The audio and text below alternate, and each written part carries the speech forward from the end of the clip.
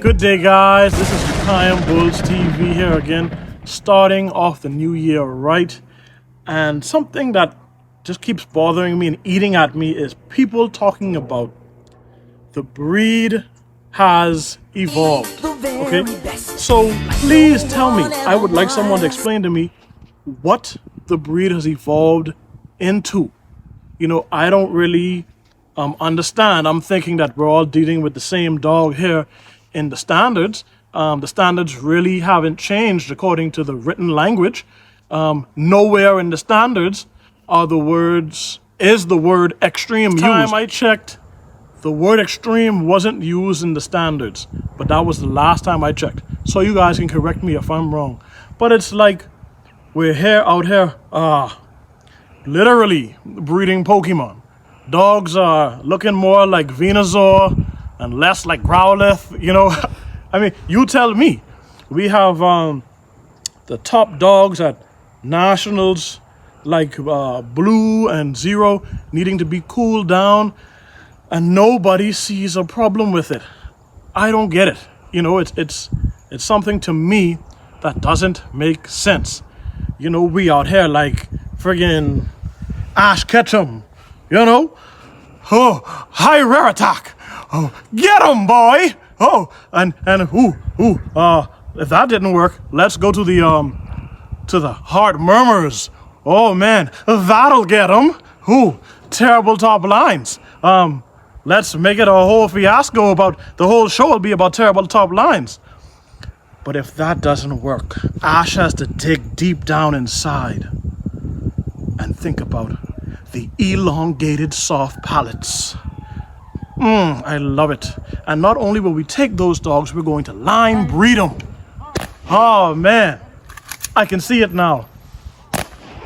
The future of the American Bully is amazing.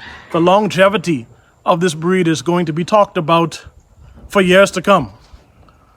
I wonder who will be the legendary American Bullies that will equivocate to the legendary Pokemon. I guess those will be the Remys and the Pacos and maybe the Denzels, you know, dogs that used to live a long time. But hey, you know, who am I? Talk about the word evolution. Evolution is a gradual process over time. And when we're talking about dog breeds, people like to compare it to other breeds and say, oh, the other breeds evolved. But usually when they talk about those other breeds, that time of evolution has been like 100 years. So, but the American Bully has only been around 30 years. And this evolution that we know of has pretty much taken place over the past 5 or 6 years. So that makes no sense. There is nothing gradual about that. It's clearly not good for the breed if that is happening. I guess we would have to ask ourselves, what is it that is actually happening with the American Bully? How long would it actually take Squirtle to turn into Blastoise? We're talking about 2 or 3 stages here, people. Let's, in 2023, be intentional about breeding to the standard and breeding healthy dogs. And I understand that a lot of people sometimes are afraid of what they're going to find when they health test their dogs, but it's a part of the process of making the breed better. We have to health test the dogs. When I think about dogs being cooled down in an air-conditioned building, to me it says that something is wrong with the dog internally. Not necessarily externally, but definitely internally there has to be something going on wrong.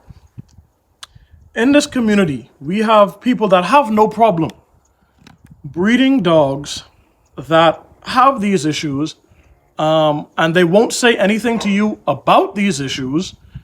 And when confronted with these issues in a constructive way or a negative way, they take it personally. Okay? So we are in this community where, at least me, Mr. Tone Roldan was upset at me because I made the video about Waffle House that he initially liked. But someone commented recently and said that they were interested in breeding to Waffle. I said to them I would hold off. Because you know the recent things that have been said about the pilots and the soft pilots and all the other issues. So I told them that just to play it safe. So he was very upset at that. You can clearly see the message here. You know, him referring to Terrell. He deleted some of his thoughts after a while, but I was trying to explain to him that Terrell was not the first person I heard that from. And a lot of people contact me when there's a lot of issues, I guess for whatever reason, but they contact me and let me know.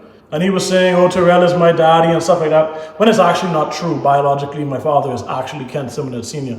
So that was a lie. But, you know, people are so sensitive these days. I'm not trying to stop anyone from making money, but I'm just saying, I said to hold off. But this is what we're doing in the community. You know, we have people breeding dogs with heart murmurs, people breeding dogs with numerous health issues, and that's why 2023 for me is very important with health testing, as I am health testing the 3 of my dogs this month to decide whether or not I will go forward breeding them or they will not be a part of the breeding program, because I do not want to continually pass on genes of dogs that have health issues and to turn around and sell those dogs to people. I think there's something genuinely wrong with that. I think people that do that have serious character issues, and I just don't want to be a part of that. But you guys think about everything that I've said today, okay? Think about this extreme bully that I guess the ABKC wants, and you tell me if you think it makes sense to you. You have to think about this, because this is going to be the future of the ABKC, and you have to ask yourself if it makes sense for these dogs to be as big as they're looking for, because we obviously know that the conformation is lacking, and usually when the conformation is lacking, the health is lacking as well. Don't let anyone fool you and tell you that health and conformation are 2 separate things. It is a lie. They go hand in hand, and you know that is what we preach here, health and conformation. Okay, guys? If you like the video, hit that like button. Feel free to subscribe. We will see you next week.